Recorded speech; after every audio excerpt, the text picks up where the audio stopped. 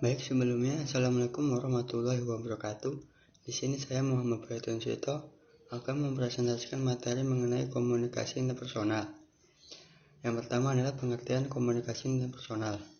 Komunikasi interpersonal adalah komunikasi yang dilakukan dalam suatu hubungan interpersonal antara dua orang atau lebih, baik secara verbal maupun non-verbal dengan tujuan untuk mencapai kesamaan makna. Selanjutnya, elemen dalam komunikasi interpersonal. Yang pertama, sumber dan penerima. Komunikasi interpersonal melibatkan minimal dua orang, di mana masing-masing pihak dapat berperan sebagai sumber, yakni membentuk dan mengirimkan pesan, dan juga berperan sebagai penerima. Yang kedua, ada pesan. Dalam komunikasi tatap muka, kita mengirim dan menerima pesan serta menegosiasikan makna yang diperoleh dari komunikasi interpersonal melalui pengiriman dan penerimaan secara verbal maupun non-verbal. Yang ketiga, encoding dan decoding. Encoding adalah tindakan memproduksi pesan seperti menulis dan berbicara. Sedangkan decoding adalah tindakan memahami pesan seperti mendengar atau membaca.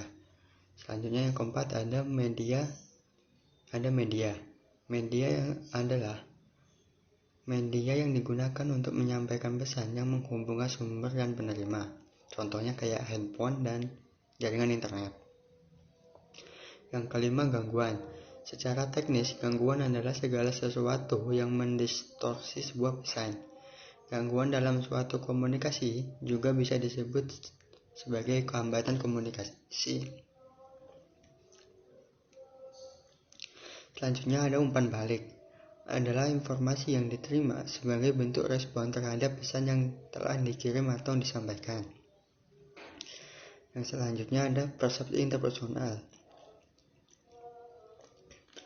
Persepsi interpersonal adalah memberikan makna yang berasal dari seseorang yang berupa pesan verbal maupun non-verbal. Yang kedua, kecermatan dan persepsi interpersonal akan berpengaruh terhadap keberhasilan komunikasi. Konsep dari komunikasi interpersonal yang pertama adalah konsep diri, adalah pandangan dan perasaan kita tentang diri kita. Konsep diri yang positif ditandai dengan yang pertama ada yakni akan kemampuan mengatasi masalah, merasa setara dengan orang lain, menerima pujian tanpa rasa malu, menyadari bahwa setiap orang mempunyai berbagai perasaan, keinginan dan perilaku yang tidak seluruhnya disetujui oleh masyarakat. Yang terakhir, mampu memperbaiki dirinya karena dianggap mengungkapkan aspek-aspek kepribadian yang tidak disenanginya. Yang kedua, ada atraksi interpersonal. Atraksi interpersonal adalah kesukaan pada orang lain, sikap positif, dan daya tarik seseorang. Komunikasi interpersonal diproduksi atraksi interpersonal adalah sebagai berikut. Yang pertama ada penafsiran pesan dan penilaian. Yang kedua ada efektivitas dan komunikasi. Selanjutnya yang ketiga ada hubungan interpersonal. Dapat diartikan sebagai hubungan antara seseorang dengan orang lain.